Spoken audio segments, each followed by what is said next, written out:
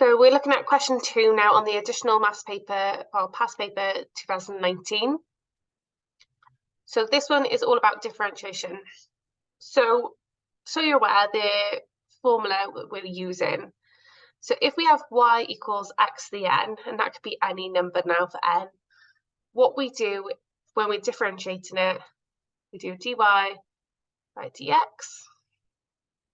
And all that happens is that power comes in front, gets multiplied by whatever is the coefficient in front of x. If x is on its own, it just becomes nx. And then the power is reduced by 1.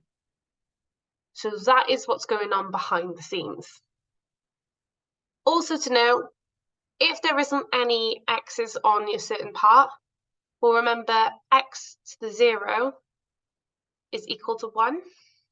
Okay, because anything to the power of 0 is 1. So that's also a thing to note. So if you can't see an x, it might be that there is an x to the 0. So let's just rewrite this out just so you've got it. So y is 10x to the 4 plus 3x squared minus 5, technically x to 0. Now you don't have to show this step, but it's really useful just in case you're at the first stages of working out why something is happening. Now, if we dy by dx on this first bit, the power is going to come in front, so it's going to be 4 times 10 to the x, and then it's going to be 4 minus 1.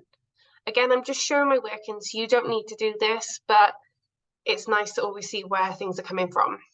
Again, power jumping in front, times in by the number, and then the power dropping by 1. Same thing again, power jumping in front.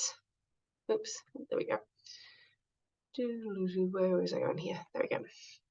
5 times and x, and then 0 take away 1. Now if we summarize that up a little bit nicer, so 4 times 10 gives us 40. X, and then 4 take away 1 gives us to the power of 3. 2 times 3 is 6. X, and then 2 minus 1 is 1.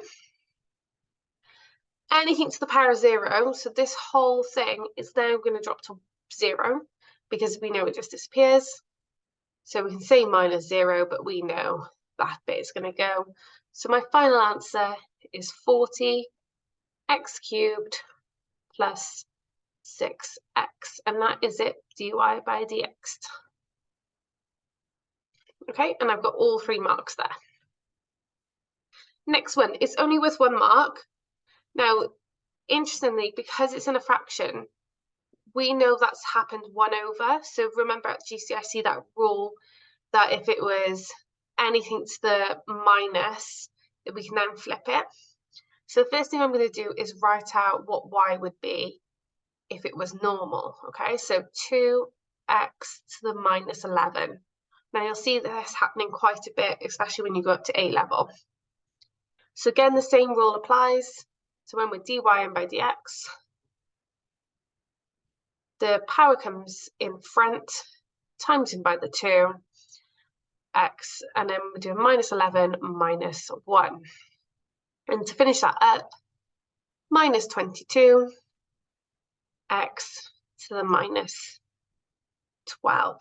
Okay, and just remember when you're dropping the power down by 1 and you're on minuses, you're going down further. And the last question, well, this is quite nice. Okay, so again, dy by dx. Okay, so our power goes in front, and then we drop the power by 1. Don't be afraid because it's a fraction, okay? So 7 over 8, x. 7/8, take away 1, that's going to give you minus 1, minus 7/8. No, minus 1/8, my bad. Second guessing myself then. Minus 1/8, and that's it in that one. Okay, and we have differentiated all 3. So as before, we're going to just see the mark scheme now. Okay, so the first one, so we got B3 for our answer, which we've got here. Let me just change the colour. So that definitely has given us B3. So there's no other marks we could have done, but just checking. B1 if we just had 40x cubed, and B1 if we had 6x, and B1 if you had plus 0. So if you didn't decide to keep that 0, you would have done that there. Okay, on the second part then, so B. So you had just 1 mark there, so just final answer for just here. So that was your B1 for that question. So there was no additional marks there. And we're using these ones. You could have used a flipped. It's up to you, but we've just gone straight on the first answers there. All that's different is that they've got rid of the negatives, and that's why it's disappeared. But that's it. So a total of another 5 marks gained. Nice and easy, some differentiation, and this was at one of the starts of the papers. And continue watching. See yous.